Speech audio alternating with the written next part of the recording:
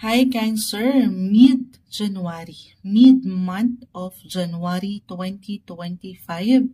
Ito na po ang inyong reading. Kuha lang tayo ng ilang messages para sa inyo. As usual, mensaheng gabay lamang po, will be straightforward. Cancer, anong kailangan yung marinig ngayon? Mensaheng gabay sa taong nakikinig ngayon.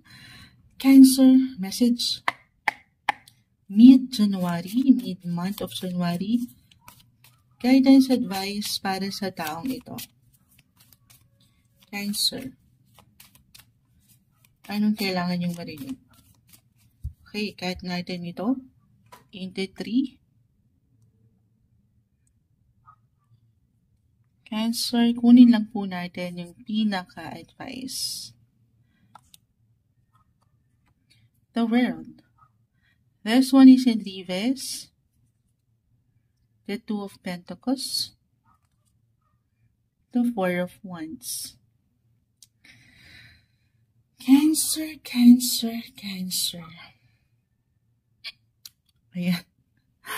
Yung eyes parang naiwan pa sa bibig ko. Good morning guys.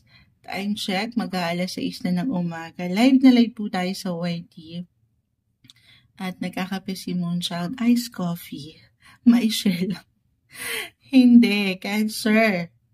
Bilang Cancer din si Moonchild, I have my sun sign in Cancer. The Two of Pentacles ay narito. Para bang pumasok ang bagong taon, andyan ang ilang priority nyo when it comes to work, family, nagbabalanse kayo kung paano nyo parehong maibalanse sana ang ilang obligasyon na ito sa pamilya, tahanan na hindi ganun madali.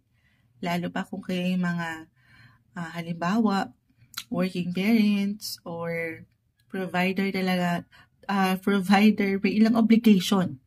Hindi lang pang tahanan, pang pamilya, pang trabaho, pero pang sports pa.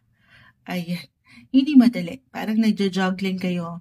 Nagiging multitasker kayo sa ilang kailangan yung harapin. Okay?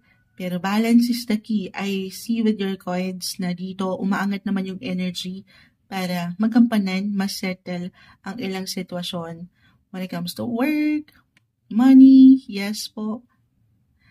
I-claim na natin to guys. Agad-agad, tanggapin na natin the Four of Wands. Merong celebration. The World, reverse. Kahit pa yan ay in reverse, umiikot ang mundo. Umiikot, the world or the universe rather. Aayon sa inyo ang pagkakataon. Timing. Timing is everything or malapit na.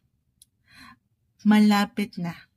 Kahit pa sa pakiramdam mo malayo pa, I see dito na meron kayong mako-complete, matatapos. Meron kayong masisettle as I've mentioned na napakaganda. Okay. Kahit pa hindi perfect, maaring naramdaman nyo na yung ilang delays, or glitch, or ngayon pa lang nararamdaman pa rin na parang ang bagal Moonchild. Paano na yung celebration? Parang wala naman. Meron po. Merong dahilan kung bakit nagkakaroon ng ilang kabagalan. Lagi mo lang iisipan, Cancer, na sa huli, para rin yan sa'yo. Sa iyong higit na ikabubuti. Parang malabo, no? Pero ang importante ay gumagalaw ka. Okay? Ang importante, merong progreso, may nangyayari. Hindi mo pa man yan ma-realize, pero meron tayong nakikitang fruition. May completion, may recognition, or kahit sa simpleng appreciation. Panatilihin yung pag-angat sana ng enerhiya at determinasyon, inspirasyon na ito'y magampanan.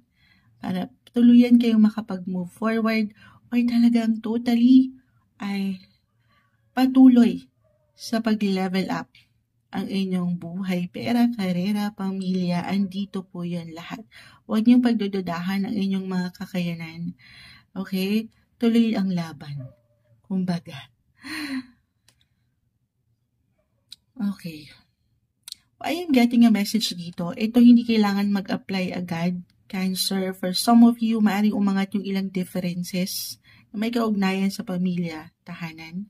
Kasi dito nag-a-apply or trabaho. Normal, maharap tayo sa minsan hindi nagkakasabay kasi ang bawat isa ay magkakaiba. kahit sa simpleng persepsyon o paniniwala. Hindi madali. Lalo pa kung pangunahan tayo dito ng, alam mo yun, ang dami mo nang iniisip sa tahanan, sa trabaho, tapos meron pang sisingit na hindi ganun kadali. Na kahit sa simpleng opinyon, mapanakit. Parang ganon. At dito baka merong parang nagiging demanding, or dito may ilang demands si boss sa work, or itong ilang katrabaho mo. So, hinga. Ang sagot dito ay hinga ng malalim. Inhale, exhale, hindi nyo kailangan itong madaliin. Parang message kay Moonchild to. Parang naramdaman ko lang ito.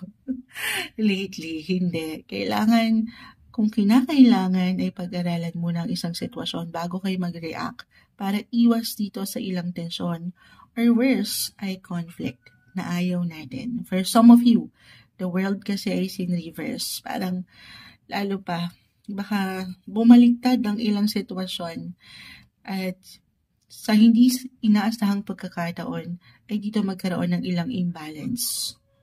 Okay, na hindi madali. Pero aking ulitin, maisisettle ito. Everything is temporary. Just don't rush things. Take it easy. Take everything one day, one step at a time. Okay? Etong nagdaan, full moon guys, kailangan kong maiwan ito astrologically. Meron tayong full moon last January 13 in your sign, Cancer.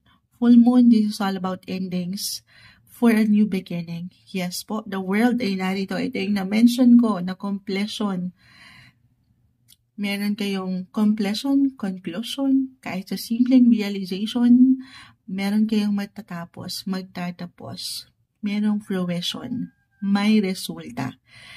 Gaano man kalaki kaliit, may celebrate. Meron ko isi-celebrate. Ito yung kiklaim na natin. Okay? Especially when it comes to work, family, or talagang meron kayong ma-encounter ngayong sa mas practical mid-month of January celebration. Event, party, could be about business or family, or even wedding. Meron ba? Para sa ilan, hindi kailangan mag-apply when it comes to relationship, maaring makatanggap ng marriage or love proposal. Parang ang dami ng ganap, Moonchild, biglang may pa-love. Baka dito mag-apply yung unexpected. It could be a surprise for some of you. Okay, maganda. Pero parang ang daming pwedeng ihain sa inyo ng the world or the universe rather bago pa man pumasok ang Pebrero. Pero hinay lang, kalma lang, isa-isa lang. Don't be too hard sa iyong sarili. Ngayong mid-January 2025 para sa inyo, Cancer.